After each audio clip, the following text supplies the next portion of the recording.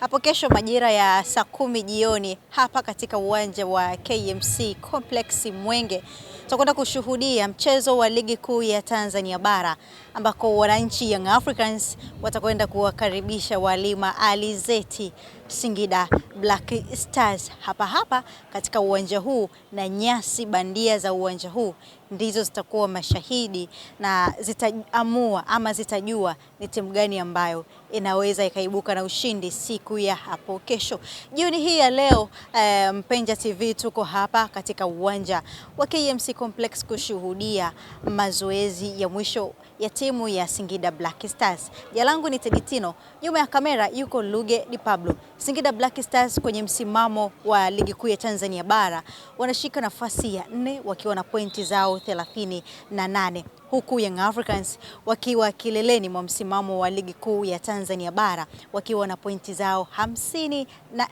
Young Africans wanahitaji zaidi alama 3 ili kuendelea kujihakikishia nafasi yao pale juu, lakini pia kulisogelea zaidi ama kuusogelea ubingwa wa ligi kuu ya Tanzania bara, pia kuendelea kupunguza gepu lake na mpinzani wake Simba Sports Club ambao wamepishana kwa alama 2 tu, na hapa walipofikia wamefikia katika ile level kila mtu ashinde mechi zake. Turudi katika mchezo wa kesho ambako Singida Black Stars kwa siku za hivi karibuni hawajapata ushindi mbele ya Young Africans. Nikwambie tu kwamba unajua mara ya mwisho ilikuwa ni lini Singida kupata alama 3 mbele ya Young Africans? Ilikuwa ni mwaka 2023.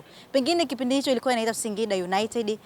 Ndio hivyo, ndio ilikuwa mara ya mwisho Singida kuweza kumfunga Young Africans. Lakini baada ya hapo Singida hawajawahi kumfunga Yanga katika michezo ya hivi karibuni. Kesho itakuwaje? Young Africans wako nyumbani. Nikukumbushe tu kwamba Singida Black Stars katika michezo yake ya hivi karibuni, michezo 5 ya mwisho wamefungwa michezo 2 na kushinda michezo 2, huku Young Africans katika michezo yake 5 ya mwisho wamesare mchezo 1 na kufungwa mchezo 1.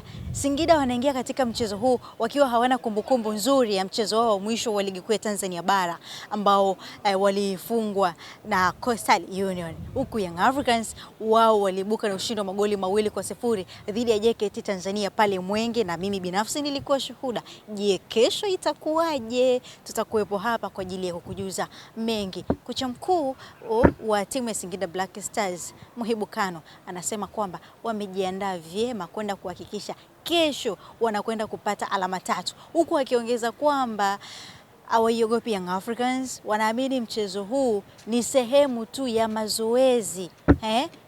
Mchezo Young Africans ni sehemu tu ya mazoezi, ndivyo ambavyo Singida Black Stars wanaamini. Tusubiri tuone. Kwa upande wa Young Africans wenyewe wanakuambia kwamba wanahitaji alama 3 zaidi kwa sababu wanauhitaji ubingwa wa ligi kuu ya Tanzania bara.